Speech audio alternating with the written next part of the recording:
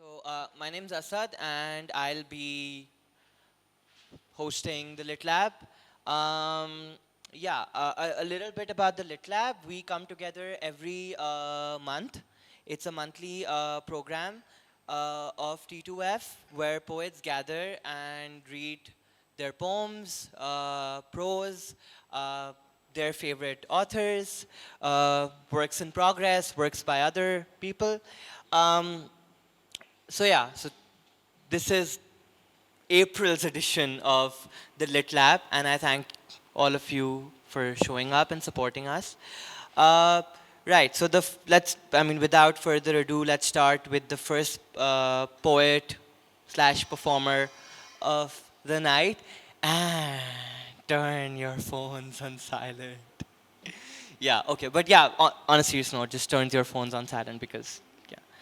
Okay, so we'll be starting with.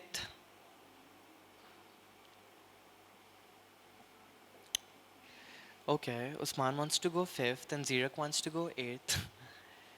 Akbar Ali. Let's start with Akbar Ali. Can we start with you, sir? Yeah. और मैं इनसे पीछे बात कर रहा था. He'll be starting the evening with Urdu poetry. और मैंने उनसे पूछा कि आपकी शायरी किस चीज़ के बारे में है. Because I usually ask people of their content so I can thematically arrange the poems. Helps me moderate. And he said कि बस कुछ ख़यालात थे और उन्होंने शायरी की शक्ल इख्तियार कर ली है. So just some thoughts which have taken the shape of poetry. Let's hear it for Akbar.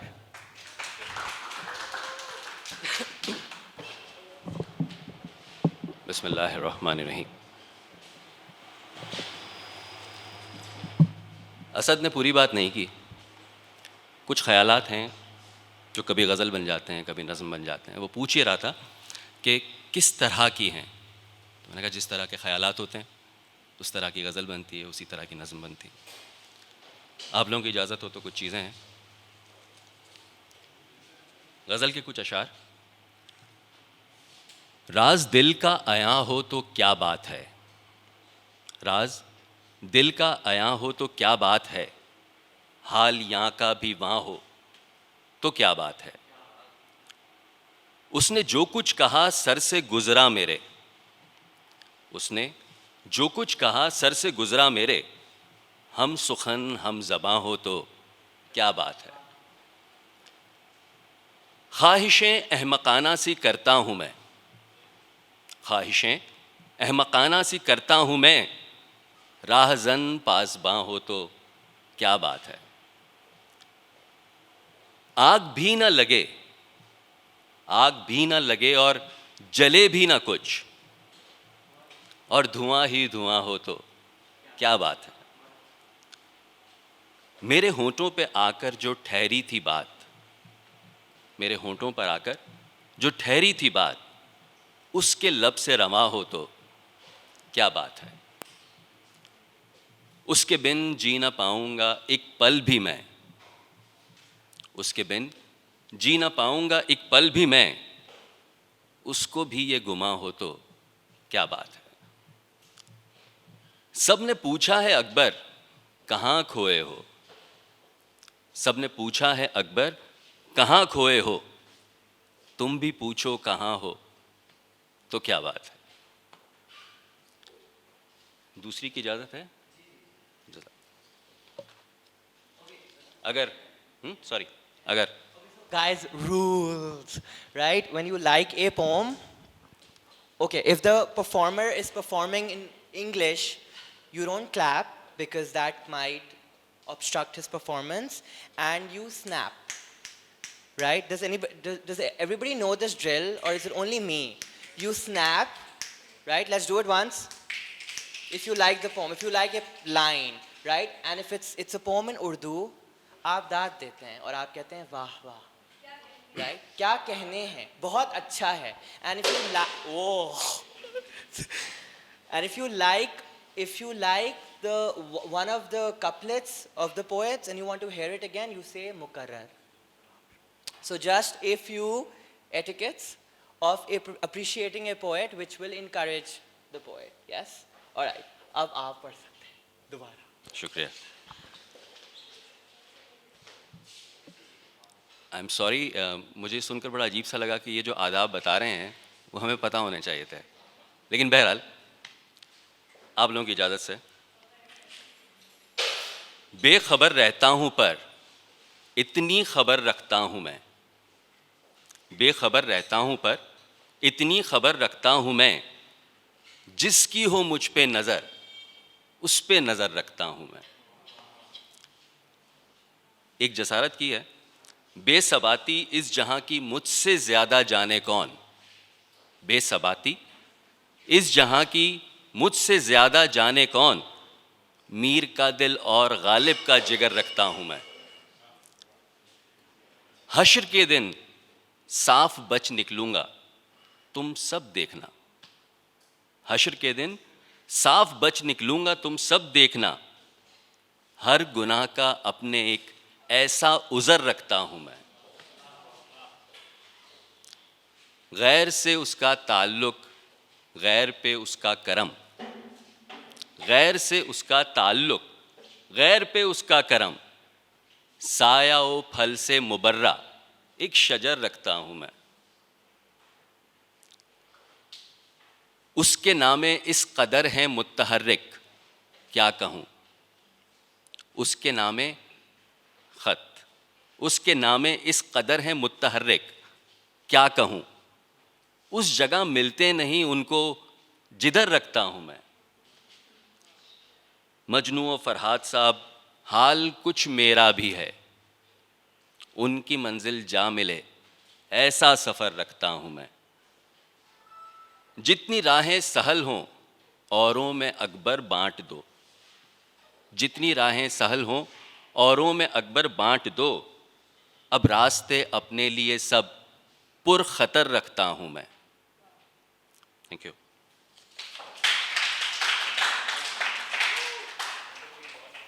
That's it. बहुत बहुत शुक्रिया अकबर आपका. Right. Okay. We'll follow up with some English. And it was a great start to the evening, listening to some wonderful Urdu poetry. And we'll have Usman Zahid. Usman. Although you wanted to go fifth, I'm sorry. You wanted to go fifth. She's like fifth. No other slot but fifth. All right. Poetry. Love poetry in English.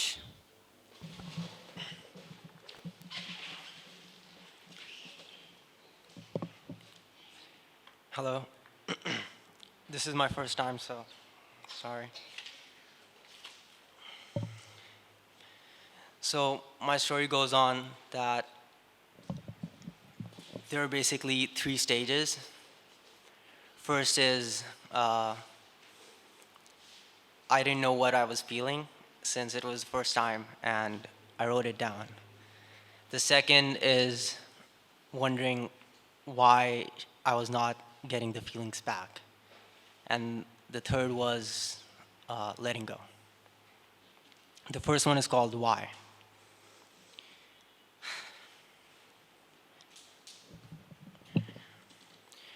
Every minute of every passing hour, I think of you. Why am I so obsessed with the thought of you? Why do you dance in my mind every night, singing songs of old, tossing around that French braid laced with gold, curving up those pretty little lips to form a pretty little smile? Every time I see it, my heart sinks a mile. Why do I whisper your name until I fall asleep? Is it because my nights are lonely and my heart weak? In your name is comfort, and that's all I seek. Why do I treat your voice like a melody? Why do I listen to it on repeat? Why does it feel like a remedy to the ache inside of me? It honestly feels like an angel talks to me. Oh, why am I in love with the thought of you?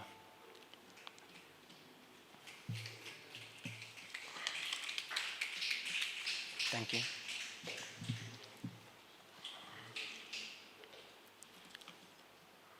Sorry, I messed up. That was the second poem.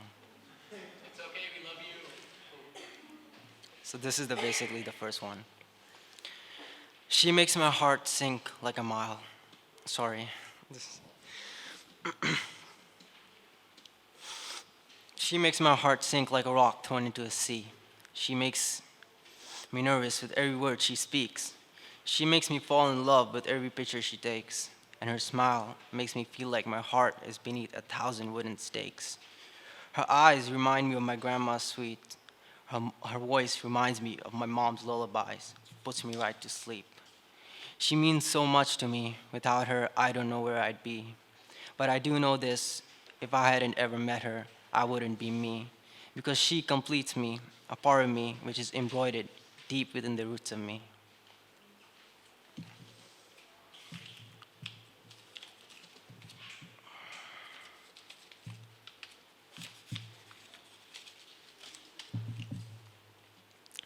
This one is called A Bullet to the Soul. This is the last one. Would you spare me a look? Would you give me a stare? Would you look into my eyes, or would you meet my stare for stare? My heart is bleeding now, cause my love for you is real. You want me to prove my love, when can I start, cause it's all that I feel. For you I'd soothe the savage seas, for you I'd cool the scorching sun. I'd sell my soul to the devil for the reasons to live, without you are none. I can tell when you're sad, even if it's behind a smile. I can hear your voice at night, even if it, I can tell, I can hear your voice at night, even if you're not near by miles. Oh, the way you make me cry in the dark, every time I realize I can't win your heart. It hurts more than sticks and stones. It's a broken heart, a bullet to the soul. Would you spare me a look? Would you give me a stare? I know you care. I know that you do. Even if you never show it, I will always care for you. Oh, why don't you see in me what I see in you? A million shooting stars, all nothing compared to you. Thank you.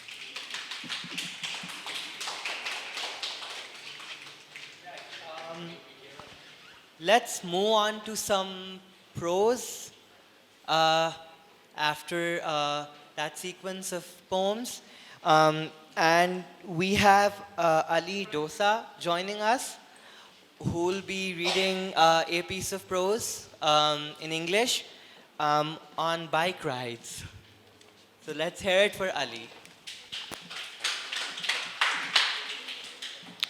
So this is the first time I'm actually reading this to any audience. So bear with me, it is a work in progress.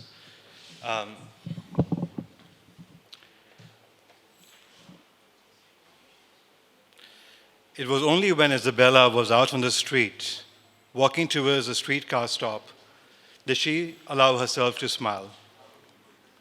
She remembered the quirky, smirking look on Omar's face as he offered her a drink. And she couldn't help but smile, thinking about their dance and the calm demeanor. She wondered what he was outside, what he was like outside the world she had entered in last night. The smile haunted her lips as she entered the spa and checked in. It was going to be an interesting day, after all.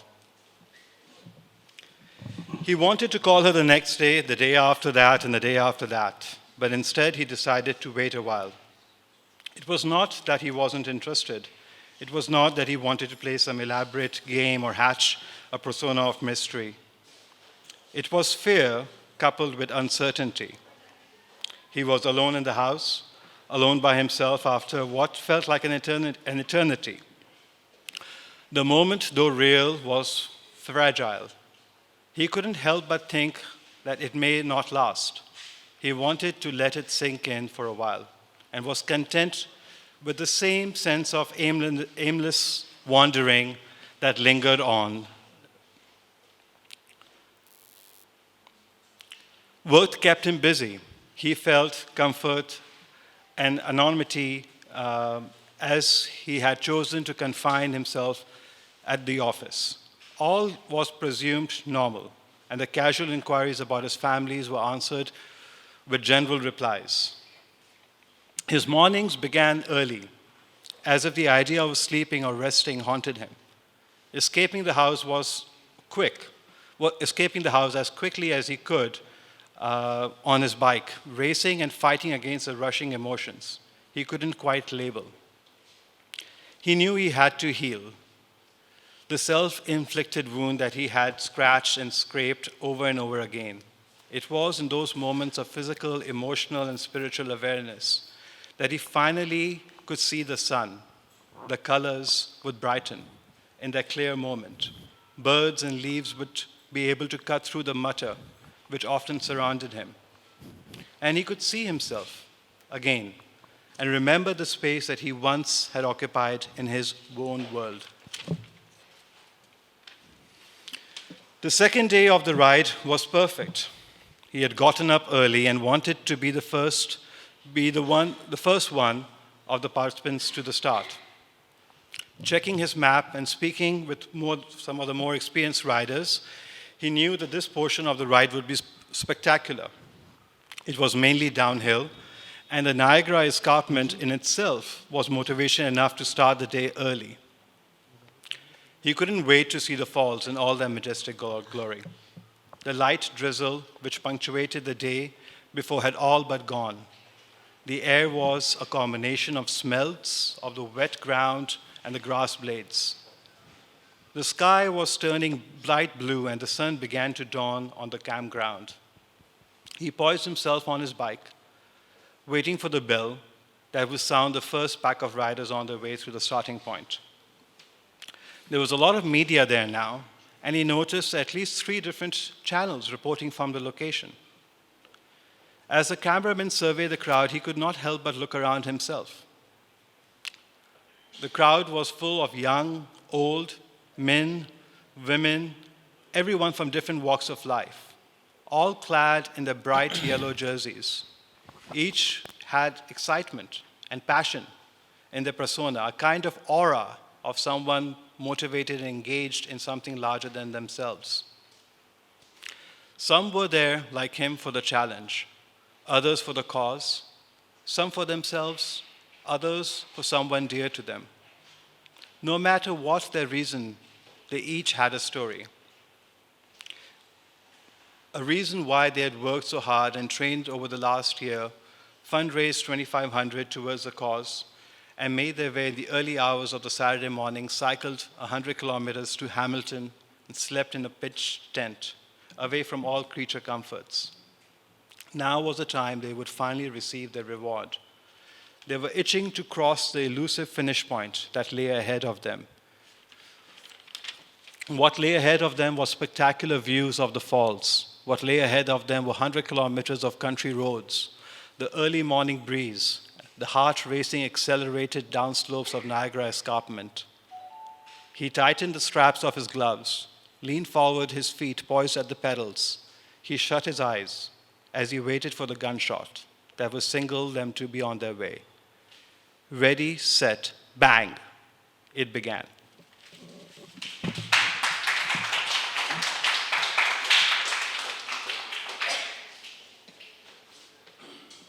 Yes, that was a lot more than just bike ride, so it was a reductive introduction by me.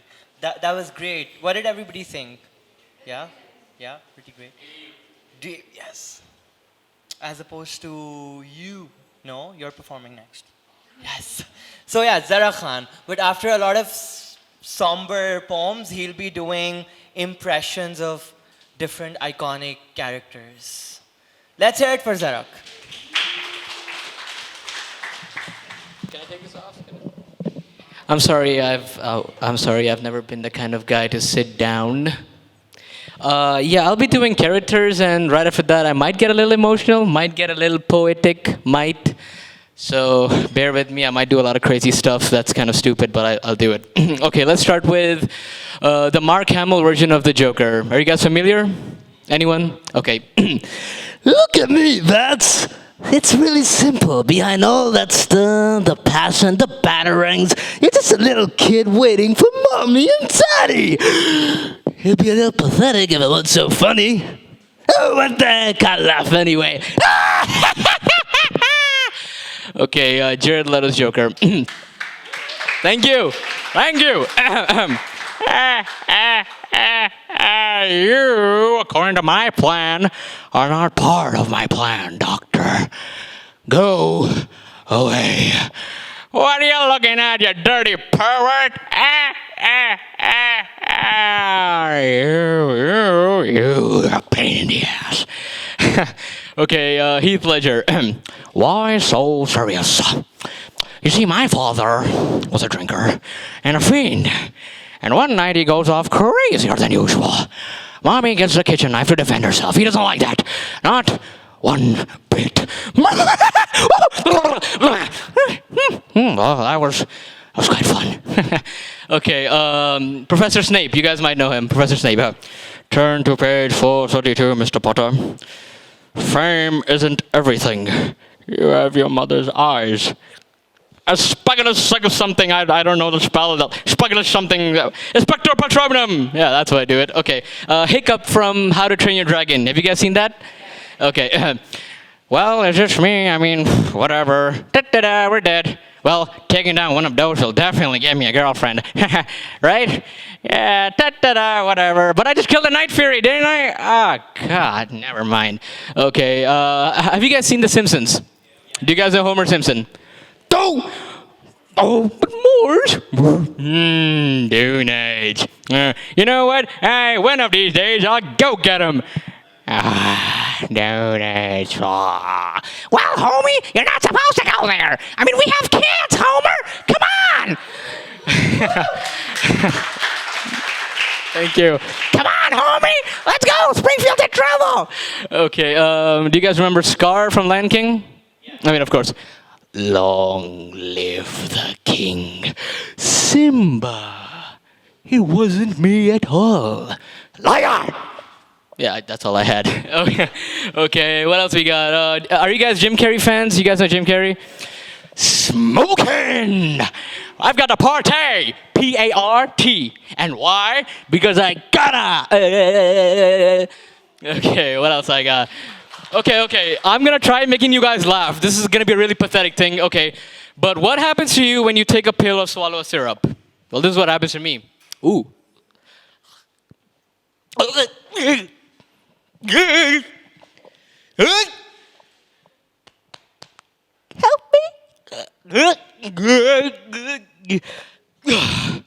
Damn, that was a good pill. And I guess this is where he said, I took a pill in Ibiza. I mean, yeah, that was pathetic. I know. Okay, do you guys remember Electro from Amazing Spider-Man 2? Okay. Don't you know I'm Electro? You people will know what it's like to live in a world without fear, a world without mercy, a world without Spider-Man. Okay, let's go. Thank you. Okay, you guys remember Dobby from Harry Potter?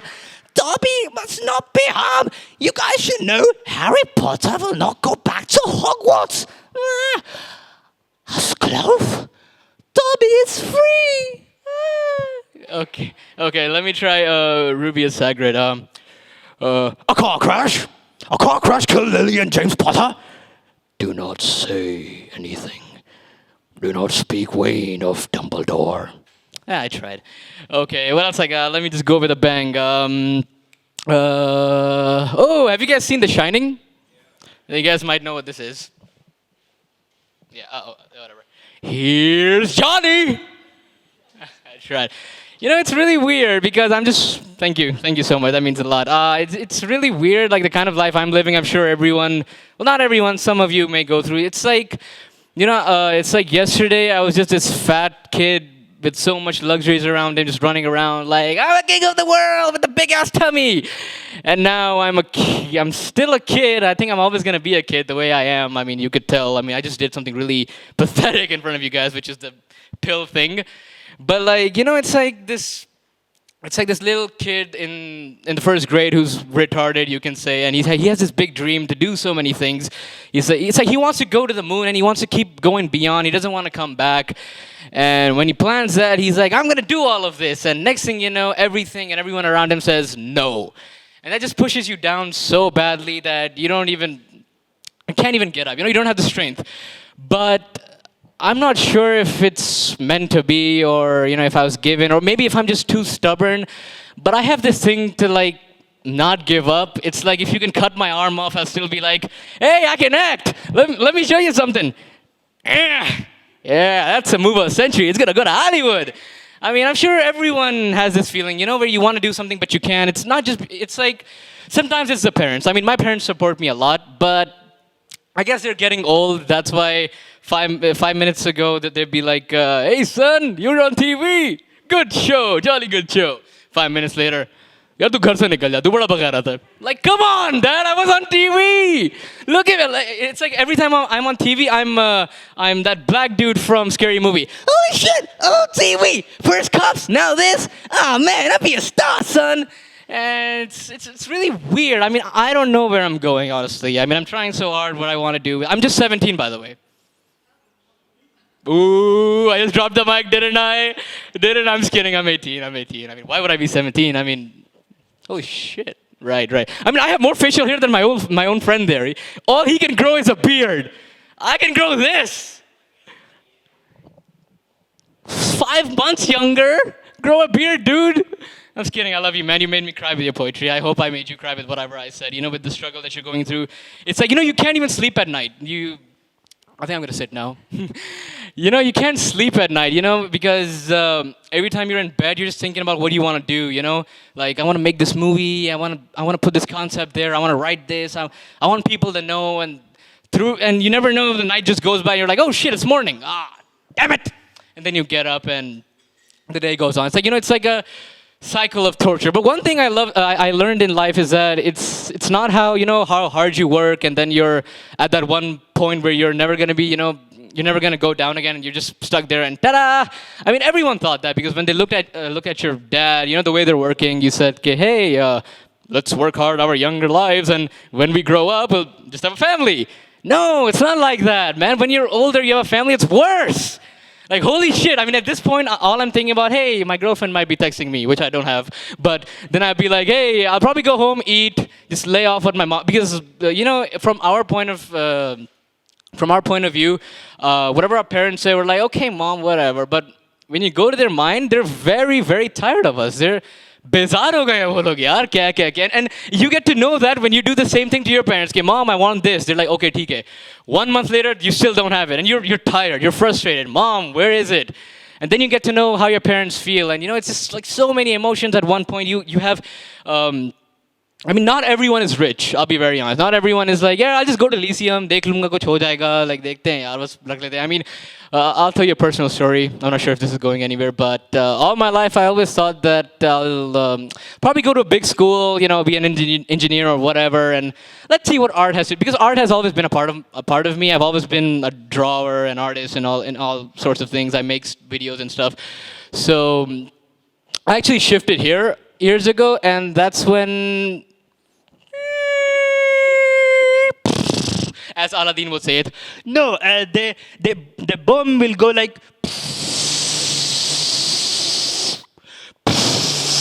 If it's not a pointy, make it a very pointy so it goes.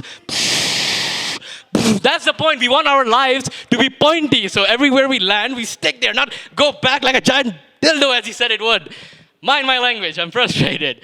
Kidding. I love all you guys. I don't know any of you, but you guys are cool, man. I can see there's like deeper meanings in everyone's faces. Everyone's pretty. I'll be very honest. Everyone's pretty. I mean, I love your beard, man. I love that shirt. I love your glasses. I love that lenga jo bhi hai. Dupatta. Yeah, that. I love his guitar. I love these guys that are making videos of us. I mean, this guy has probably a good life and he's struggling as well. Wait, where was I? Wait.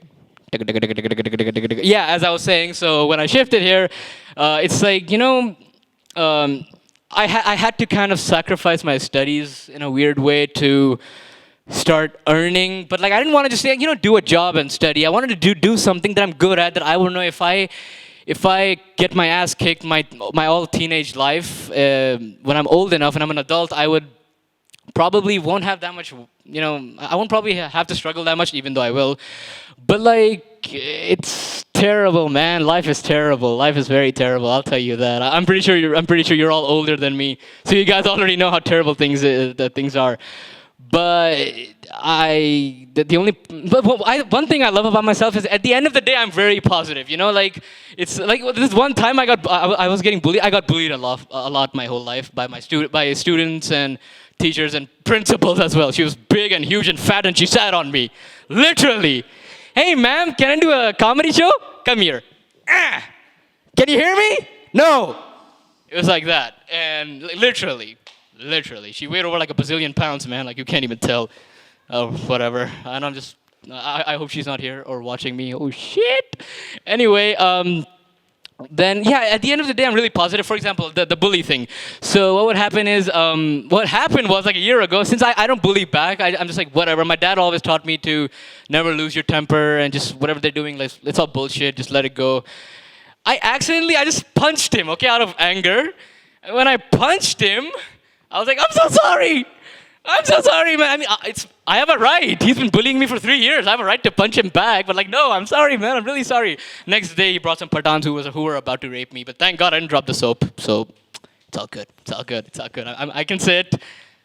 I didn't lose anything that day except like my tooth. Yeah, except that. Except yeah, like legit. Look.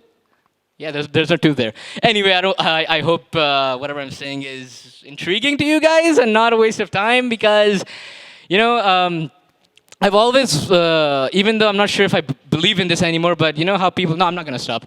So, you know how people say, you will go eventually where you belong, but I don't think it's like that.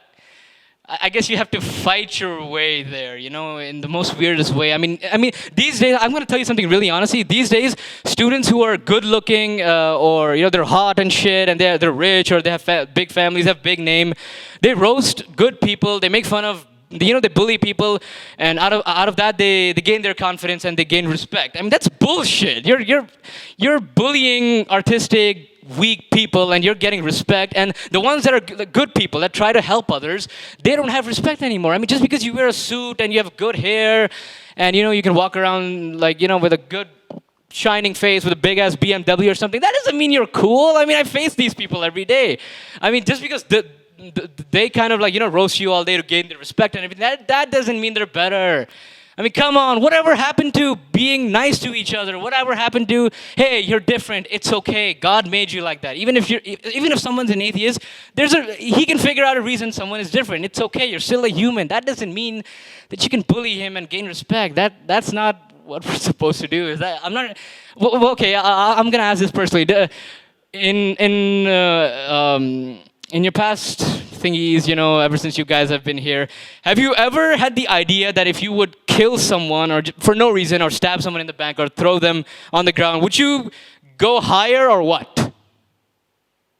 Would you go higher? Did you say of course? Worse. Oh, okay, worse. See, you guys are good people. This is why I like coming to T2F more of the time because, you know, I get to run my mouth and not get kicked out. But if I do that in school, I'm suspended.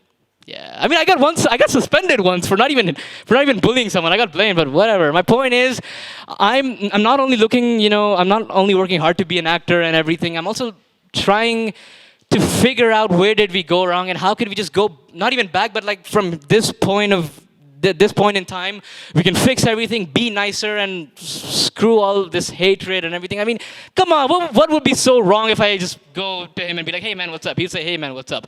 What if he says, no man, fuck off? Like, come on, that's gonna, like, obviously if I'm nice, I'd be like, okay.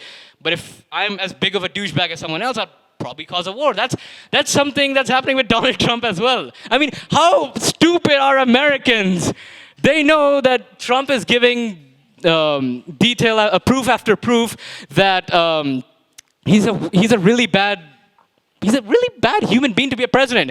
I mean, did you see his reaction when he won? He was like, well, shit. Better build a wall around China, as I said. I mean, it's all about that. I mean, come on.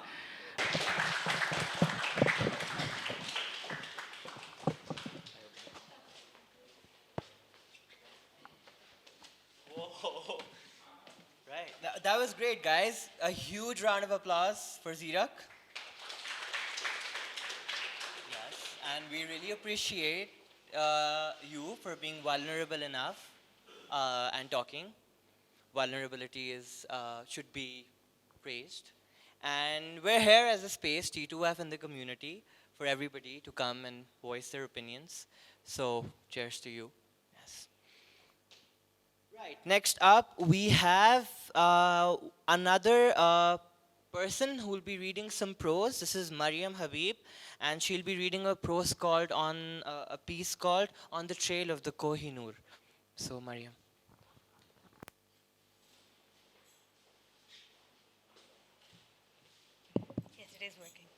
Wow, that's a very, very hard act to follow. And unlike Zirk, I really do like to sit. You know, I wish I could sit all my life. Yeah. So, and that's sort of been sitting on these thoughts as well. I'm actually from Lahore. I came to Karachi about a week ago. I've heard so much about T2F, but I was too busy stuffing my face with Buns Road and Boat Basin to actually exactly, see, to, make it here before that. And actually, I just found out about this open mic this morning. So I don't really have anything specifically that might appeal to a more Karachi demographic, but I do have something. As it was introduced, it's called On the Trail of the Kohinoor. And so it's sort of a little piece about how I've been traveling around Pakistan, what I've seen, and a bit sort of my thoughts about it really. So it's a bit long and rambling, but I think this audience has a bit, has some patience. So, yeah. Last year was a landmark in my life. I got to live in the UK for a year. Why and how I managed to do it are all supplementary, but as the wise globetrotters tell me, what's more important is that I got to go to London. London is no doubt one of the finest capitals of Europe, though arguably one of the most expensive. As a post-student, I didn't have the wherewithal to do much touristy stuff, but I had friends who'd done it all. The dungeons, Madame Tussauds, Big Ben, and Parliament. They'd even seen the famous Kohinoor diamond that had passed through the hands of kings and conquerors, or thieves and marauders, depending on your perspective, to end up as the glory of the British crown jewels. That year, on a visit to India, David Cameron had claimed that any return of the Kohinoor by the British would be, quote unquote, illogical. This sparked some lively debates among the South Asian fraternity of international students. Should the jewel be returned? Should it stay? And if returned, who would be the rightful claimant? Someone hit upon the plan of asking the descendants of the last owner of the jewel. But few could identify this owner as the deposed boy king Dalip Singh, who had been exiled from his motherland of the Punjab and had been brought up in England as a devout Christian. Most Pakistani students I spoke to professed never to have heard of him, much less seen his collection of artifacts on display in the museum at Lahore Fort. The lack of air conditioning probably explains it. And almost no one knew about his granddaughter, poor Bamba Sutherland, who eked out her last days in Lahore and passed away forgotten. Simply put, there are now no descendants left to ask. Such was the poor end of the legacy of one of Punjab's greatest rulers. Maharaja Ranjit Singh's Jagirs and Havelis in and around Gujranwala lie in ruins, encroached upon by a sea of humanity while our venerated government departments turn the other cheek. The Sikh Khalsa that once ruled over an empire that stretched from Sindh to Kashmir were finally defeated at a great battle at Chilianwala in the Punjab. The memorial of the soldiers' bravery is now obscured by weeds and bushes. Once long ago, when the lights of our capital, Islamabad, were but an arid burial ground, the garrison of Rawalpindi was the staging post of the mighty Gakhar tribe of Kayan. Today, the forts of Rawat and Rohtas, built to keep these great warriors at bay, lie abandoned and unloved. The world cried many tears when the Bamiyan Buddhas of Afghanistan fell victim to fundamentalist ideology, but the priceless Gandhara art moldering away in Peshawar Museum, the largest collection of Gandhara art in the world, only gets our apathy and neglect. We're apparently very proud of our irrigation system, one of the largest in the world, but I doubt many people take a moment to appreciate its direct result. The city of Lalpur, now known as Faisalabad, that spelled prosperity for millions of landless peasants of United India.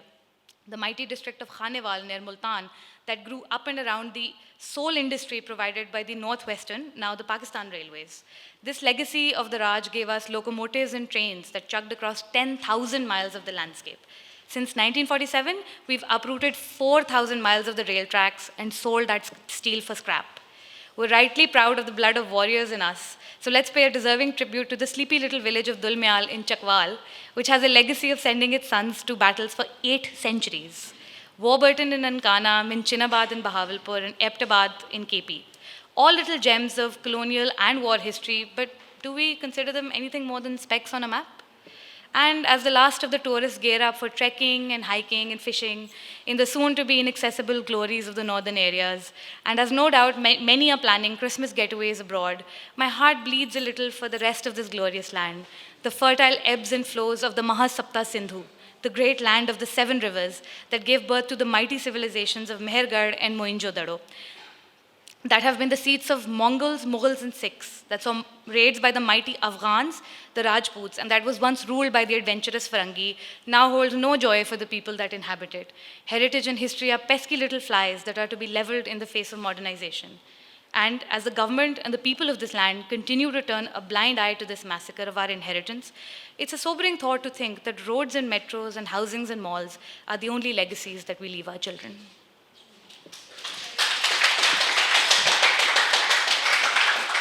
Right. Thank you, Mariam, for joining us. That was a very elegant and incisive, quick summary of all that's been affecting us. And T2F is the kind of space where you guys can come and share your opinions. अब थोड़ा उर्दू की तरफ आते हैं. Yeah? Everybody agrees? Yes. Okay. So more Urdu shairi after the sequence of poems in English that we've heard tonight. और हमारे साथ आज शाम हैं Usama Siddiq, right? Usama is a very old T2F supporter. हमने जितने भी मुशायरे यहाँ पे मुनक्किद किए हैं उनमें उसामा आके पढ़ते हैं, ओपन माइक नाइट्स पे आके अपनी शायरी पढ़ते हैं. एंड जैसा कि मैं पहले अर्ज़ करा था जब अकबर पढ़ रहे थे कि जब कोई नज़म पढ़ता है तो दाद देनी चाहिए, जब उसामा पढ़ते हैं तो बहुत ज़्यादा दाद मिलती है और कमरा गूंजने लगता है वहाँ से. So let's, he's that good, he's great. So let's, and he's one of my favorite poets. So let's welcome Usama, everybody. अस्सलाम वालेकुम एवरीवन. एक शेर से शुरुआत करता हूँ कि दुनिया की नज़र में नाकारा था मैं, दुनिया की नज़र में नाकारा था मैं, कैसे बताऊँ कि सिर्फ तुम्हारा था मैं. गज़ल के चंद अशार कि कल जो नज़म जला दी मैंने, कल जो नज़म जला दी मैंने, वो तेरे हुस्न की तर्जुमानी करती थी. कल जो नज़म जला दी मैंने, वो तेरे हुस्न की तर्जुमानी करती थी. पढ़ी जो किताबे ज़ात तेरी, बात तो वो भी आसमानी करती थी. पढ़ी जो किताबे ज़ात तेरी, बात तो वो भी आसमानी करती थी. उसकी मुस्कुराहट ने बर्बाद किए कितने वजूद, उसकी मुस्कुराहट ने बर्बाद किए कितने वजूद, और वो कि हर बार यही नादानी करती थी. आकर याद अक्सर मुझे रातों में, आकर याद अक्सर मुझे रातों में, शायद वो मेरे फ़न पे मेहरबानी करती थी. शुक्रिया. कुछ हाँ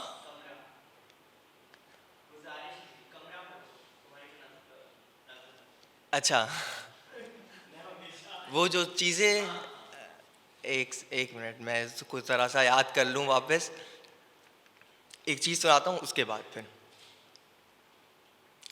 दिल का दर्द बढ़ाता होगा, दिल का दर्द बढ़ाता होगा, क्या उसको याद भी आता होगा. दिल का दर्द बढ़ाता होगा, क्या उसको याद भी आता होगा. अपने आंसुओं के दरिया में क्या वो भी गोते खाता होगा. अपनी झूठी बातों से अब वो किसका दिल बहलाता होगा. अपनी झूठी बातों से अब वो किसका दिल बहलाता होगा. मेरे बग़ैर वो ख़ुद को ज़िंदा पाकर शर्म से रोज़ मर जाता होगा. मेरे बग़ैर वो ख़ुद को ज़िंदा पाकर शर्म से रोज़ मर जाता होगा. मुझसे मोहब्बत सीखी थी उसने, अब आखिर तक निभाता होगा. असद भाई की फरमाइश पे एक नज़म है. जब दो लोग जुदा होते हैं तो उनकी सारी चीज़ें, ख़यालात, हर चीज़ बढ़ जाती हैं. तो उसके ऊपर ये एक नज़म है कि जाते जाते जाने जा, जाते जाते जाने जा, वो लम्हे सारे ले जाओ. जाते जाते जाने जा, वो लम्हे सारे ले जाओ, जो साथ तुम्हारे गुजारे हैं, जो साथ तुम्हारे गुजारे हैं. मेरे गम यहाँ रखे हैं, ये बाकी के तुम्हारे हैं. मेरे गम यहाँ रखे हैं, ये बाकी के तुम्हारे हैं. वो एक कंगन पड़ा है कोने में, वो एक कंगन पड़ा है कोने में, जाना उसे उठा लो तुम। वो एक कंगन पड़ा है कोने में, जाना उसे उठा लो तुम। रात कहीं खनक ना जाए, फिर दिल में मोहब्बत पनप ना जाए। रात कहीं खनक ना जाए, फिर दिल में मोहब्बत पनप ना जाए। शेर सुनिएगा कि नफ़रतों के धागे भी, नफ़रतों के धागे भी सुलझाने से क्या सुलझे हैं। नफ़रतों के धागे भी सुलझाने से क्या सुलझे हैं। वो कंगा भी साथ में ले जाओ, उसमें कुछ बाल तुम्हारे उलझे हैं। कहीं याद मुझे दिला ना दें, वो लिखना तुम्हारी जुल्फ़ों पर। कहीं याद मुझे दिला ना दें, वो लिखना तुम्हारी जुल्फ़ों पर। एक एहसान ज़रा और करती जाओ, एक एहसान ज़रा और करती जाओ। वो सामने वाली दीवार जो है ना, उसको तुम गिरा जाओ। वो सामने वाली दीवार जो है ना, उसको तुम गिरा जाओ। उस पे साया तुम्हारा बनता है, उस पे साया तुम्हारा बनता है। रात कहीं निकल ना आए और मेरी सारी बिखरी चीज़ों को ये कहीं तरतीब ना दे दे। मुझको फिर से जीने की ये कोई तरकीब ना दे दे। तुम्हारे बाद, तुम्हारे बाद तो जाने जा, मुझे बर्फ़ बनकर पिघलना है। तुम्हारे बाद तो जाने जा, मुझे बर्फ़ बनकर पिघलना है। जो कभी कोई समझ ना सके, बस एक ऐसे हर्फ में ढलना है। Thank you.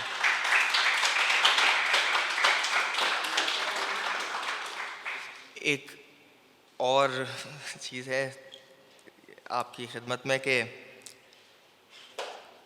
असद भाई को असल में मेरी वहशत बड़ी पसंद है। तो उसके हिसाब से कि तन्हाई मेरी दोस्त है अच्छी, तन्हाई मेरी दोस्त है अच्छी और वहशत से अपनी यारी है। तन्हाई मेरी दोस्त है अच्छी और वहशत से अपनी यारी है। जिस रोज़ तुम्हारी याद आ जाए, वो रात बहुत फिर भारी है। जिस रोज़ तुम्हारी याद आ जाए, वो रात बहुत फिर भारी है। जो बेचकर नींदें ख्वाब ख़रीदें, जो बेचकर नींदें ख्वाब ख़रीदें, वो कैसा कारोबारी है। जो बेचकर नींदें ख्वाब ख़रीदे, वो कैसा कारोबारी है। जो सोच कर तुमको लिखी थी, जो सोच कर तुमको लिखी थी, वो नज़्म अब भी कवारी है। जो सोच के तुमको लिखी थी, वो नज़्म अब भी कवारी है। ज़िंदगी को तुमने जिया हो शायद, ज़िंदगी को तुमने जिया हो शायद, हमने तो बस गुजारी है। ज़िंदगी को तुमने जिया हो शायद, हमने तो बस गुजारी है। किसी से यहाँ पे दिल लगाना, दिल की दिल आज़ारी है। किसी से यहाँ पे दिल लगाना, दिल की दिल आज़ारी है। दीन मोहब्बत, ईमान मोहब्बत, आखिरत की बस इतनी तैयारी है। थैंक यू बहुत शुक्रिया।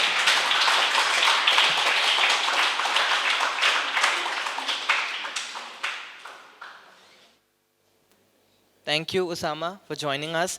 And Osama and a number of other poets will reprise in a upcoming event called Urdu Ki Azad Awazein, which is a mushaira potentially launching new poets and new writers at T2F.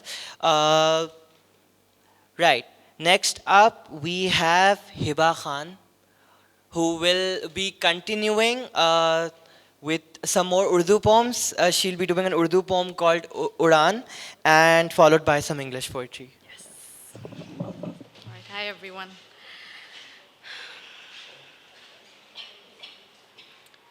All right, so I wrote this poem 4 years ago when I could really relate to what you said. When I was 18 or 19, I felt like I wanted to do a lot. I wanted to go out. I wanted to see the world. So this was at a time when I needed a lot of inspiration.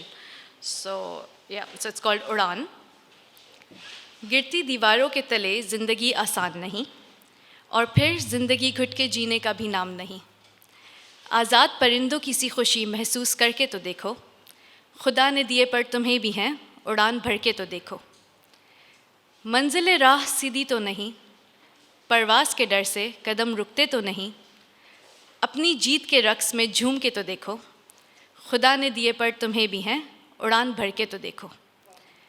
जिसने कोशिश ना की उसने ज़िंदगी क्या जी, जिसने कोशिश ना की उसने ज़िंदगी क्या जी, जिसने ऊंचाई ना चाही उसने कोताही पाई। जिन पहाड़ों के तले दुनिया सोती है, उन पहाड़ों पर अपने निशान तो छोड़ो, खुदा ने दिए पर तुम्हें भी हैं, ज़मीं से दिल लगाना तो छोड़ो। All right, so my other poem, I lived in Turkey for 4 years. So this was written at a time when I was going through a difficult time in my relationship. So it's called How Do I Make You Remember? Do you know what loving you feels like? It feels like screaming on an isolated street in the middle of a rainstorm. It feels like trying to find the kind of smile you put on my face in the smiles of others. It's like the hopelessness you feel when you realize your words have lost their importance. Loving you feels like that tiny boat shivering alone in the Bosphorus 10 minutes after the ship has passed. It feels like trying the key of your new apartment in 5 different apartments because you forgot the house number and every freaking house in Istanbul looks alike. And the key just won't fit because you're in the wrong lane. It's exhausting. If only I can make you remember, we could go back to the way we were. Maybe if I were to make those snowflakes dancing outside my window stop their performance for a second, it would show you how much I loved you that December night. And if I were to conspire with them and send them to you so that you were to wake up with white flakes sticking along the curves of your eyelashes, it would show you how much I miss you.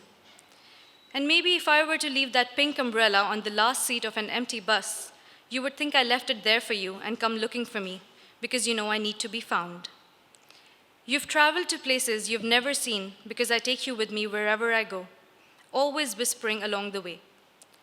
So when, on a restless night, you feel as if your eyes have met with the coolness of snow, and the trees along the path you walk tell you they know about us, maybe you'd remember that you too loved me once. Thank you. All right, this last one is untitled.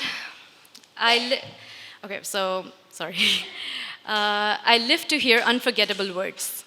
That is how people immortalize themselves. However, I have an unfortunate condition. A condition where I remember the exact spoken words, but not the person who spoke them. Sometimes at night, I think of all the beautiful things told to me. Like that person who said, "If my love for you was an ocean, there would be no land." Or the one who, staring at the horizon, said she'd like to swim until she sees how the sun kisses the sea before drowning into it, and added with a sigh, "This means I'll have to swim forever." Someone told me once, when it comes to marriage, always choose the one who loves you more than you love him. While scrutinizing my body in the mirror, somebody walking by said, "Stop looking, you're perfect." What keeps me awake is the trouble I have putting a face behind these words. Could it be because there never was one? Could it be that I told myself all these stories? Thank you.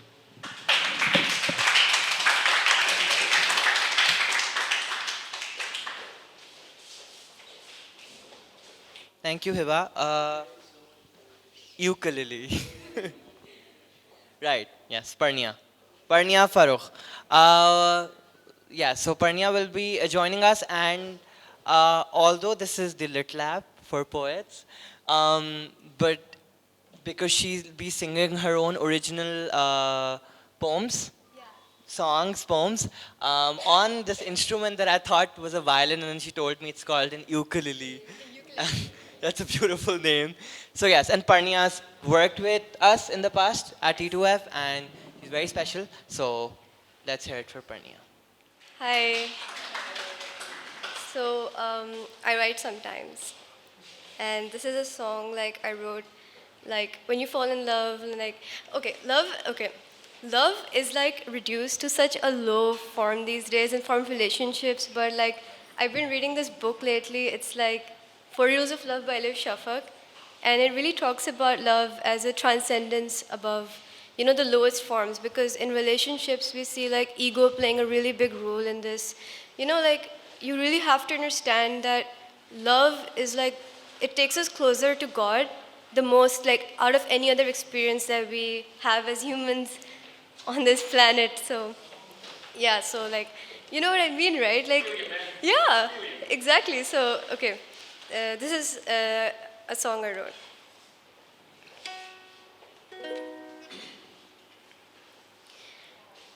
Don't you go away. I know without your love, I never find my way back home. 'Cause you and me so happily make all our dreams of make-believe reality. La la la la la la la.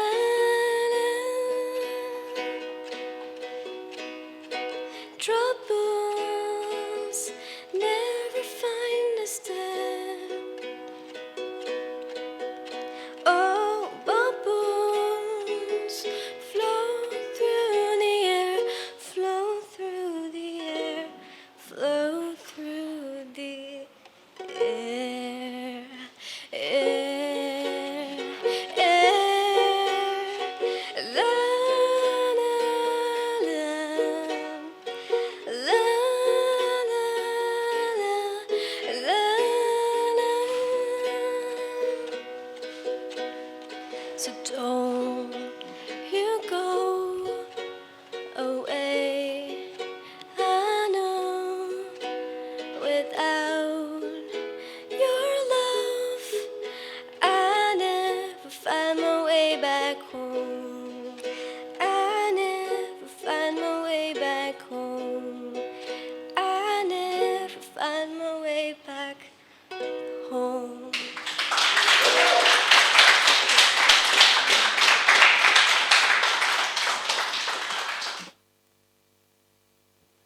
Ukulele.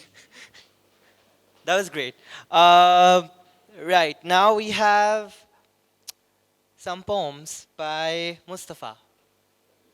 Yes, Mustafa. Yeah.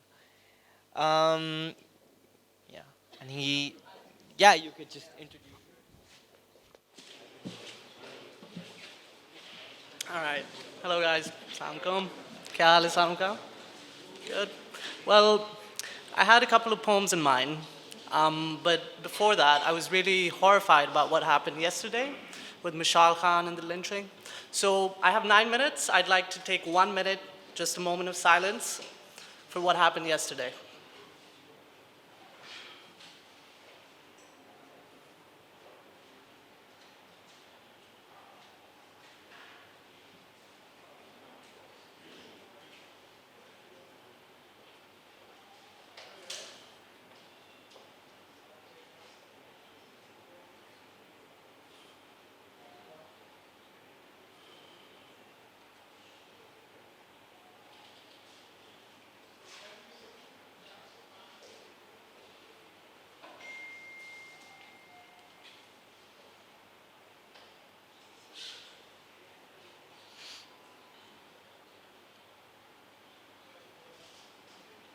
Okay. This poem is about the institution around religion, not about religion. It's called Origins.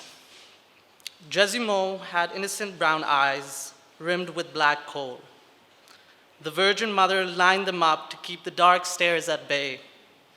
The village dancer and barber agreed. The soothsayer had decreed. Oily dark hair lay parted in the middle. Moses had gifted the staff to Mother Dearest, who understood the importance of pride. Jezimo demanded confidence in the world and stood broad in the city center, bathed for the day. Yet something deep still lay. Fingers dug deep in search of the cling. Circular motions kept moving with a fling. Out on a mission, minding his nose, probing faster, he was the master. He found that bastard after all. Jezimo knew of his divine hair and sanctioned partitions. His lined coaly eyes were definite black cloaks warding off evil. But when the nose was picked in the middle of the day, everyone stared and none of them stayed. I spent 2 years, 2 years ago, I spent a year doing oral histories of the first generation of Pakistan. And those interviews, I did over 80 interviews. And some of them stuck with me, but I didn't know how to talk about them. And I'm not a poet or anything, but I thought that that was the best form that I could put them through and kind of just explain how my interview was and what kind of people I met. So I've written a series of poems. I'm only going to recite 2 today. The first one's called Left, and it's about this old communist in Gujranwala and how his movement came to nothing. Back and forth, left to right, her tongue swayed the lip. She spoke with wet words, drying right away. Power grew from the barrel of the gun, right, right, right. So wrong and shortchanged. Orphaned with a mother, she knew no lie. Vindictive was the tone, mute in demeanor, loud but never telling. The crime had been committed. Lenin was nowhere to be found. Somewhere lost in change, they sowed the seed and glazed the brick. She flowered the garden red and built the crescent frame. Her tongue then ripe, never thought to dry. Labor of love she sought, she also obtained. The march noticed but unheard, the names kept alive. Love hopeless with power, and inclination towards the just, terror. The right was always right, the labor never lifted, the names probably died. And the last one is called The King.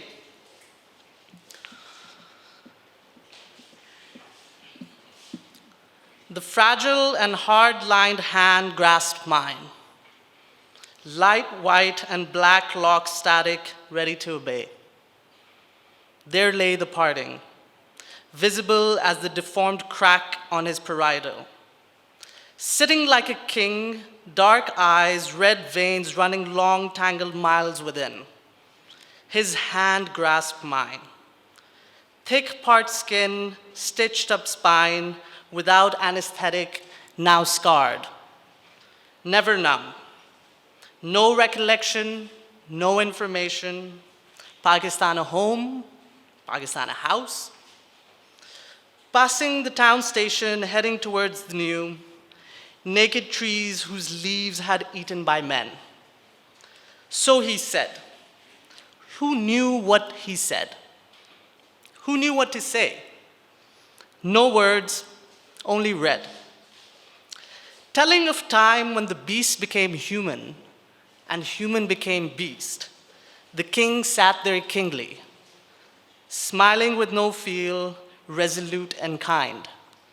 His hand grasped mine, warm, tender, fatherly.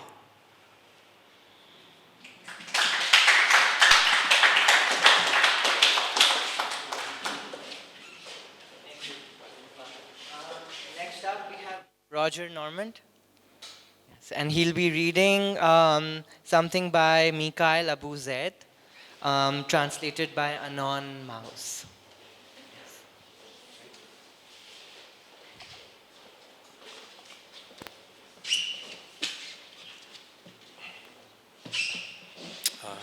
Thank you. And since this is a very intimate gathering, I can unmask myself as Anon Mouse, the translator. It's all right. And what I'll be doing, if this goes right, I'll keep the poems to under 7.7 minutes. So I have to give a very quick background. Well, this will be a group of 16 short poems from 20 years ago to 10 years ago, 1998 to 2007. they're quite short, so I'll just use a couple of hand motions maybe. So I'll just, when I finish one, this means the next one. So I'll just kind of continue. And I have some footnotes, short footnotes, being of a legal background. That's this, and I may read the footnote at the end. Quotes, parens, a few other things that are not needed, but some of the O's are fractal O's, O with an O with an O, I's, eternal E's, because I'm translating something that I think is very rich in its language into English, trying to get whatever is rich in English. Okay, so first one is called Heart Wound. We all share the same sad story. We each have a true love who died while we went on living without.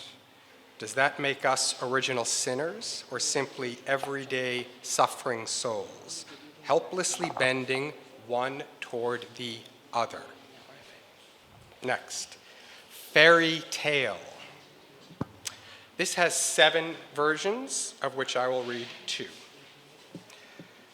Once upon a time was a wee woe girl, had her poor heart broke by love impossible. Now she can retreat in fear or just keep on believing. 2. Once upon a time was a wee woe boy, had his poor heart broke by love impossible. Now he can retreat in fear or just keep on believing. 3, girl boy. 4, boy girl. 5, it. 6, they. 7, whatever. All equal, yet not same. Next, always remember.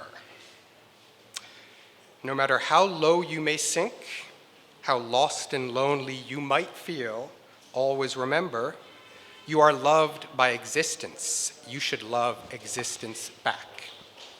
Though we harness mighty powers to obliterate entire worlds, to snuff out the flickering flame of conscious, sentient being, always remember, the only force to make you stand outside the light is you yourself. Sometimes, this mighty temple feels so fragile. It takes but a sudden stumble, wild wind whirling, lightning flashing. The void is breached, all seals come undone. Walls no more, occluded worlds collide. Infinity falls unto our presence, just long enough to transgress all meaning before dissolving with a morning's dew, unnoticed, unremembered, yet anew. Invincible, AKA invincible. Black heart killer, regard me closely. See, I am already defeated. That is why you can never touch me. Geopolitical, political questions. Whose jackboots, on whose necks, in whose lands, at whose commands? Shh. Sibilance should spill softly from tongue tips as drops of dew gliding off green leaf's edge. Mysteries at twilight. Do all great prophets' meanings evolve as if journeys through life's unfoldings? Question mark. There is no God but our lips embrace, the dancing sparks inflame. Our flesh conjoins, the wood is in the furnace. Our souls unite, the ashes are annihilated. As with Majnun in the depths of despair, the virgin fruit still tastes forever sweetest. Maz says, just love, the only message. Death, the honest messenger. Matter of faith, AKA matter of fact. Hypocrite preachers of empty words. There is no more worthless gift to give than the one you yourselves do not possess. To be a believer is high praise indeed. Yet, look to your left, look to your right. Fleas walking upright like humans. Footnote. Maz says, why drape your corpus in fanciful robes when your inner corruption stinks like heck? Footnote. To coexist amidst this right blessed universi, please relearn Ferengi. Footnote within footnote, CEG Star Trek Voyager. Next. We playwrights. Speak your words, go your ways, do your works, live your days. Freedoms enacted in thought and deed, destinies known by faith and creed, spinning our tales as we ourselves are spun, creator and created, myriad and one, from the very first move until at last the final song is sung. Advice to wayward children, wayward spelled two-way, word, W-O-R-D, advice to wayward children. When dangers lurk in every corner, dark and bright alike, just remember, be like trees twisting in a raging storm. Breaking is weak, bending is strong. Footnote, stay rooted, stay alive. Next, careful with what we wish for. If the fight for freedom's too bloody, us and them won't know the place when at the last we arrive again. After all, mere science says we make truth just in being, life begetting life until the end of beginningless time. Sage Counsel 101. Never bow low to soulless science, lest one day we wake to discover our necks stretched tight on the butcher's block, bound helpless beneath the man-machine, awaiting with dread the downward stroke of our own worst self-designed image. Check out the real situation, real, R-E-E-L. The war drums beat louder, Pied Pipers of all hues playing the same dead tune. Cowed herds gang pressed forward. Zealots armed and ready. Paymasters flush with cash. Soon our corpses shall rise as ashen offerings to hungry, vengeful gods. Desert Song. Crescent moon hangs faint and low. Pink and orange and red-black streaks crown the peaks and top the ranges. Sharp-etched outlines recede unto formless nests. Lovely desert day is almost done. Like a curtain, desert dark descends. As silver moon rises, chill winds quicken. As love-struck fire clouds burn and glow and die, forever lost in dreamless night's embrace, desires scatter, traceless, cross shapely sands. All our joy and sorrow tossed to the breeze, leaving not one single word to cling to. That's it for that group. But I have time for a few last ones. This one called Interstellar Intelligence. Boy girls, girl boys, come, gather round to ponder. Imagine interstellar intelligence, dwelling beyond father time amidst mother space. Yes, yes, a deep well of hidden x to the power of x to the power of x is tense. Way too grand to tackle in merely moments. Hence, focus inwards on our lil universe. Consider an uber-evolved light being, watching trilliards of worlds, traversing spacetimes, observing as we, conscious clay, extinguish Earth's rich bounties in a relative heartbeat. Footnote: those wild species not yet domesticated for routine, normalized overconsumption. Question being, how best to communicate? Bending space, 'tis hard, quite far beyond our grasp.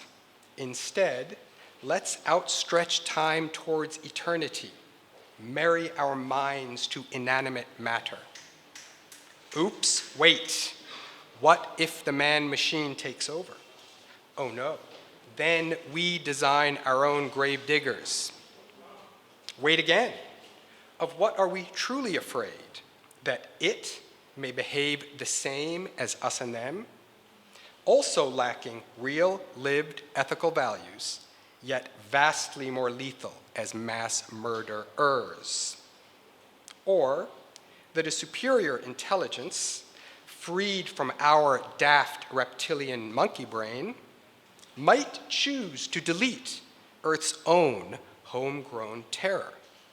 Conscious clay, rearisen to shine too bright, to query beyonder the silent starry night. Maz says, just be woke, 'tis not too late. What say? What say? Final. Last one, defend the deep dark woods. Darkness descends, frozen winters looming, scarcity abounding, savage packs howling at the moon, aroo, aroo. Sniffing knowledge in whistling wind, fangs glistening, sleek snouts clotted blood red, wild music crescendos. Ha, so what? I don't fear the wolf. We embrace all steadfast legions, the ever brave, the always true, defending forests old and new. Seems to me the hawk is also the hunter's soaring spirit eyes, keeping vigil from open skies.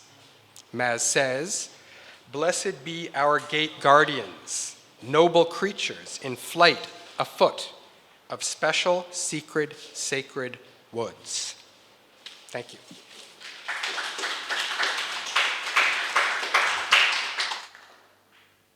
Thank you, Roger, for joining us. Next up, now we're nearing towards the last performers of the evening. And next up, we have with us Samir Alam, who will be reading his poetry, Voices of the Silent, he likes to call them.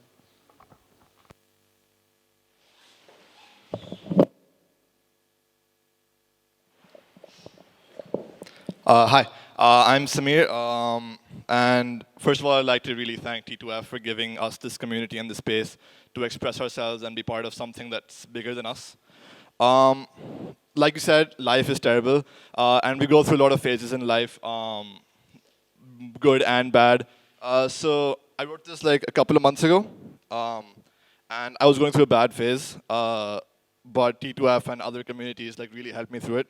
But I wrote this piece of art, which I hope you all enjoy. A little background to it, it's called Voices of the Silent, and now I'm slightly realizing it should be named Voices in the Silence. Basically, whenever we go through dark phases in life, people say we're alone, people say we're lonely, but there's always this voice in the back of our heads that stops us from being happy, which prevents us, from expressing ourselves. So it's about that voice. What is the silent? People think silence is the absence of sound which makes us feel lonely. But no. It's the sounds which make us break and make us feel like we are the only. The echo of your tears makes you wonder if anyone will care. You can feel the tingle of your father's anger throughout your entire body, even up to your hair. The applause of a crowd will give you a rush. Or the sound of your lover laughing will make you blush. No one in this world is really born silent, only forced to be. We cry and scream and shout and think. We're never free. Our voices are key to the locks of this world, to open the doors by just a simple word. But our voice makes us feel alone when it's the only thing we hear, because it's also the thing that we most fear. The voice in the back of your head which tells you you'll never be enough. The voice that cuts your skin and makes your tears and forbids you to love. The voice that stops you from loving everyone, every sight, every breath, every light, every day, every night, and keeps you from being happy with all of its might. But it's not just our voice that keeps us hidden. The voices of our family, friends, lovers, and others, they all with their own prevent us from shouting and force us to mutter. I can hear my sister's shouts for actions unjust. I can hear my friends laugh on foolish things like lust. I can hear my mother crying every time I cut. I can hear my father's hate just because I must. I use the word must to rhyme with cut, because the only other word I could think of was but. But who wants to use but when you can use must? Maybe to add a little humor, but only if I must. But these are the true voices that we hear. Hidden from you, but always in my ear. Everyone hears these voices, but fails to realize that they're nothing but noises. People leave what their voices say, telling us they hate us and that we aren't worth anything every single day. Always in our head, always painted in colors like black and red, always making us feel dead, always preventing us from leaving our bed. These are the voices of the silent.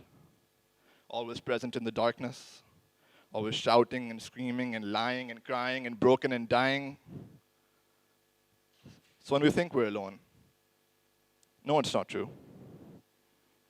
These voices in our head are always with us, always making us feel blue. We can hate them, love them, listen or ignore them. They'll always be there in the darkness, in the cold, in the pain, in the tears. Always in the silence, always in our fears. Thank you.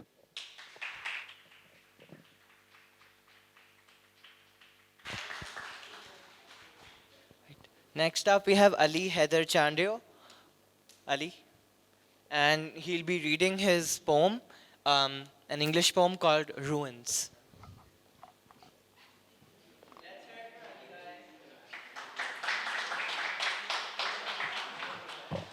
Hello guys, can you hear me? Because I cannot.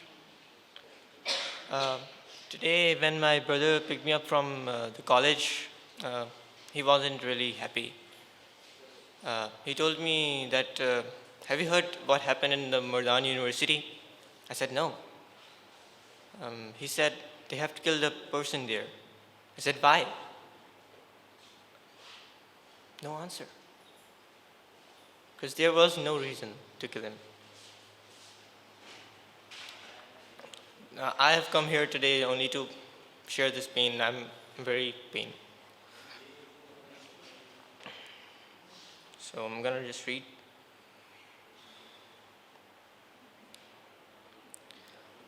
This is one of the most striking quotes of Hazrat Ali from Najul Balagha, if you know that. Said, an angel announces daily, birth of more human beings means so many more will die. Collection of more wealth means much more will be destroyed. Erection of more buildings means so many more ruins will come.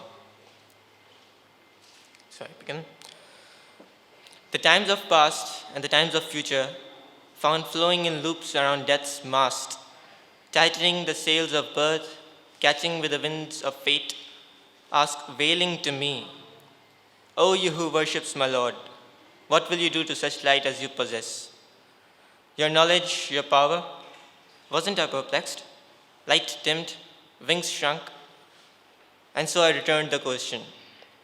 Ask life which sails these seas, why overburden itself with sailors who are on board in joy, where they feel the warm light, where they don't fear the cold dark, where fountains are for unquenchable, where the quenched are ever thirsty, where seeds of life are sown in cold and foul waters pour them, where their veins stretch across rocks and these hounds lick them, where as a shrub of birth they grow, bearing fruits of death on them. Ask, O the questioner, will bringing in more sailors change the course of wind? True is the ever truthful, my Lord, who who provides all these C's. Thank you.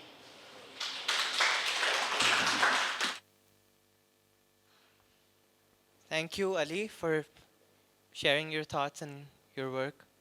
Now we have Isnain Khan with us, who will be reading a poem called To North. Not a poem? But it's called To North, and let's hear it for Isnain. Hey guys. No, there's a bit of a glitch. I'm not reading True North because it's 500-word poem. I'm going to be reading Staircases, another work of mine. Ouch. So I think I quote myself as the Sylvia Plath of the millennials with the phone. So, yeah. I'm sorry, it's one of those things. I'm a singer-songwriter, but you know, when you're just public speaking, it's one of the scariest things in the world. And I applaud you guys. You just came up here and you just, you know, like, let it all out. So, give me a guitar and I'll just blow your minds away. But let me talk. I'm like, all right. I wrote Staircases as a homage to millennials and anyone who's racing towards, you know, one job to another, one goal to another, and yet we still find time to tweet about it and Snapchat about it. Okay. Oh, I had a shit day.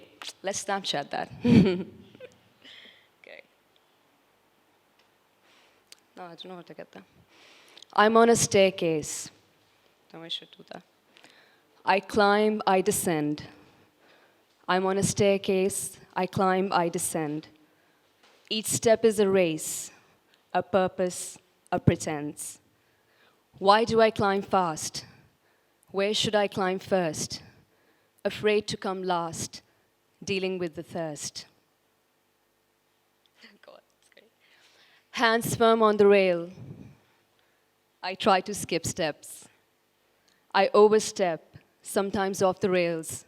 I flow and ebb. Flight or fight, it's a source of wonder. Skip or stride, playing with lightning and thunder. Tripping, shaking, flipping out, I'm no cavalier. With bouts of fleetless career, I'm stumbling, fumbling, and swaying about. A slow dance of equilibrium, of rhythmic understanding. Whilst norepinephrine and dopamine hit the imperium, I wait for my final landing. I'm on a staircase, I climb, I descend. Each step is a race, a purpose, a pretense. Better than imagined, uglier than fear. Nothing tastes better than sweet taste of tears. Thank you.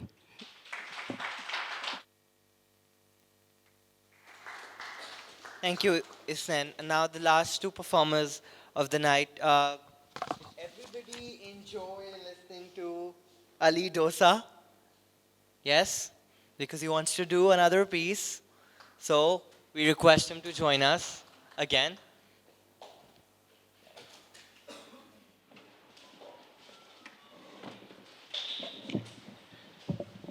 Thank you for letting me do it one more time.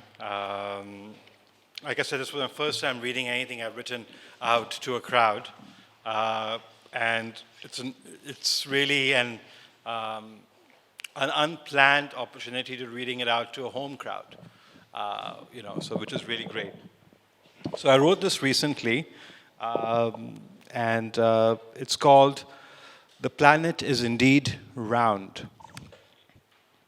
If you travel long enough, you'll often find yourself just where you started. I suppose my experience with life can be akin to a hard, round, catered shell of a walnut, tough to crack, but full of life-nourishing calcium.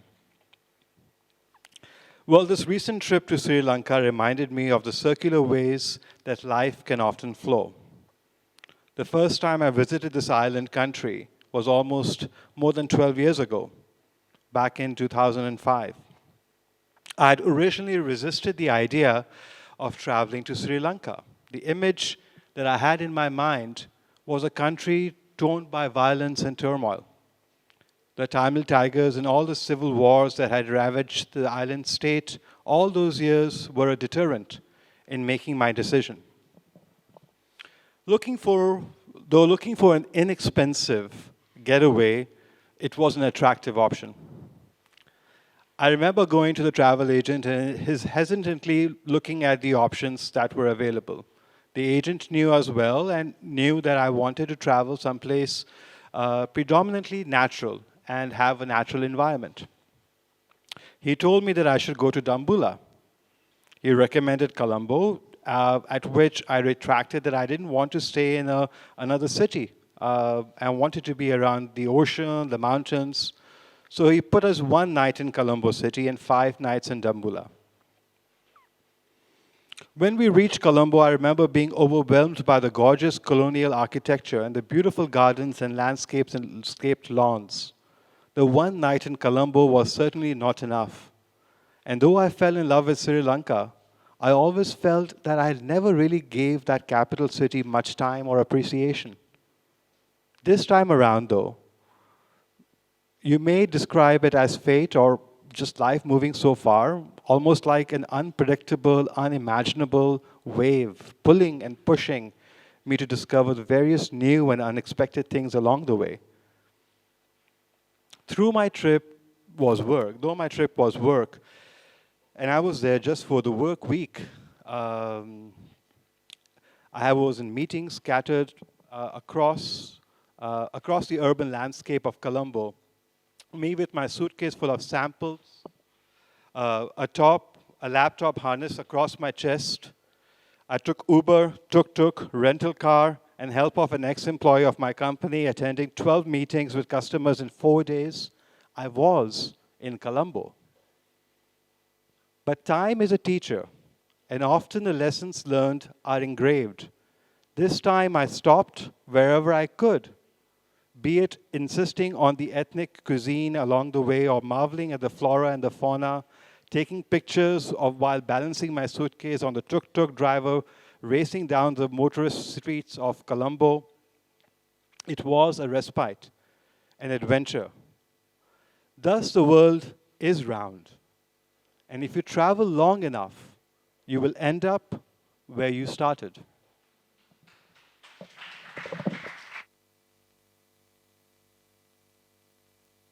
That was delightful, Ali. We're glad you went again. Right. Now we have the last performer of the night. So everybody liked Osama's poems, right? He's not going to go again. It's his younger brother, older brother, younger brother? Younger brother, Zubair Siddiq, who is, I'm not sure if he's learned under the tutelage of his older brother, but he also writes in Urdu, and equally fascinating poet. In the last open mic, he did this amazing poem about the fact that he could not write a poem because there was no electricity or something. Was it that, or was it something similar? It was a very comic, postmodern take on art and poetry. But today he's here with more romantic feelings. So he'll be reading a ghazal, yes?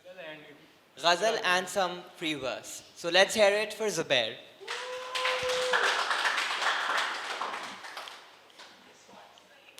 शायद मैं अपने आप को, मुझे नहीं पता शायरी क्या है और मैं अपने आप को शायर समझता भी नहीं हूँ. बस ज़िंदगी के कुछ रवैये हैं, एहसासात हैं और कुछ तजुर्बात हैं जिनको मैं लफ्ज़ों की ज़ुबानी रकम कर देता हूँ और जब कभी मौका मिलता है तो अपने सामाईन को सुना देता हूँ. हम में से बहुत सारे लोग शायद ज़िंदगी सिर्फ गुजार रहे हैं, जीते नहीं है ज़िंदगी. हम लोग सिर्फ ज़िंदगी गुजार रहे हैं, जिसके लिए जॉन एलिया ने कहा है कि जो गुजारी ना जा सके हमने ऐसी ज़िंदगी गुजारी है. तो इसके लिए मैंने कहा है कि जीने का हुनर हर एक को कहाँ मैसर, अरे मियाँ जीने का हुनर हर एक को कहाँ मैसर, मैंने कई जिंदा लाशों को चलते देखा है. जीने का हुनर हर एक को कहाँ मैसर, मैंने कई जिंदा लाशों को चलते देखा है. इंतज़ार करती आँखों में अनगिनत कहानियाँ पड़ी हैं, इंतज़ार करती आँखों में अनगिनत कहानियाँ पड़ी हैं. मैंने बेमिसाल कोशिशों को हसरत में ढलते देखा है, मैंने बेमिसाल कोशिशों को हसरत में ढलते देखा है. तुम बेलौस मोहब्बत की बात करते हो, आख थू। You talk about unconditional love, होता ही नहीं है। तुम बेलौस मोहब्बत की बात करते हो, आख थू। मैंने बेरोजगार बेटे से माँ बाप को नजरें बदलते देखा है। मैंने बेरोजगार बेटे से माँ बाप को नजरें बदलते देखा है। और कुछ इस दुनिया का दस्तूर ही ऐसा सितम ज़रीफ है, इस दुनिया का कुछ दस्तूर ही ऐसा सितम ज़रीफ है। भला तुमने कभी नज़रों से गिरे हुए को संभलते देखा है, भला तुमने कभी नज़रों से गिरे हुए को संभलते देखा है। अपनी ये ख्वाहिशें, ये जुस्तुजू, उठो किसी दिन डीप फ्रीज़र में रख दो। अपनी ये ख्वाहिशें, ये जुस्तुजू, उठो किसी दिन डीप फ्रीज़र में रख दो। भला कभी उस खुदा को अपने फैसले बदलते देखा है, भला कभी उस खुदा को अपने फैसले बदलते देखा है।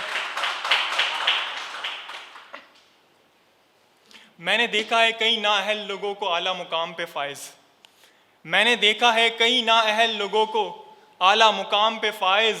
मैंने अहले इल्म, अहले दानिश को बस हाथ मलते देखा है, मैंने अहले इल्म, अहले दानिश को बस हाथ मलते देखा है। और तवक्कुआत तुमने ही कुछ ऐसी नामुमकिन लगाई ज़ुबैर, और तवक्कुआत तुमने ही कुछ ऐसी नामुमकिन लगाई ज़ुबैर। भला कभी मगरिब से सूरज को निकलते देखा है। Thank you. एक्चुअली प्लान ज़्यादा था लेकिन बस शॉर्ट कर रहा हूँ। एक छोटी सी गज़ल पढ़ूंगा एंड देन आई विल गो।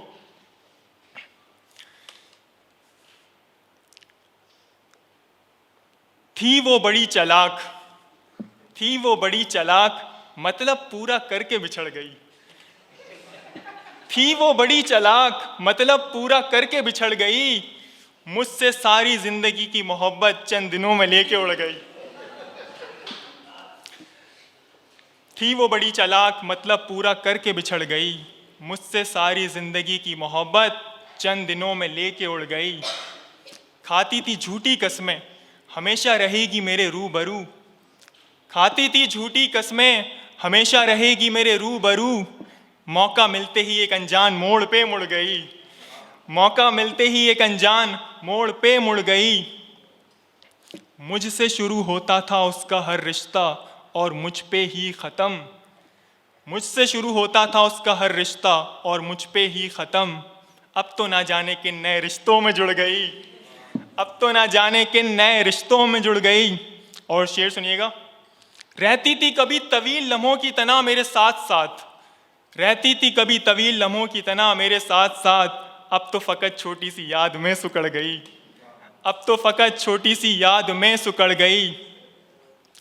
ज़ुबैर कितना ज़ोम था तुझे अपने इश्क पे, अपनी उल्फत पे। ज़ुबैर कितना ज़ोम था तुझे अपने इश्क पे, अपनी उल्फत पे। अच्छा हुआ तेरे साथ तेरी अना गई, तेरी अकड़ गई।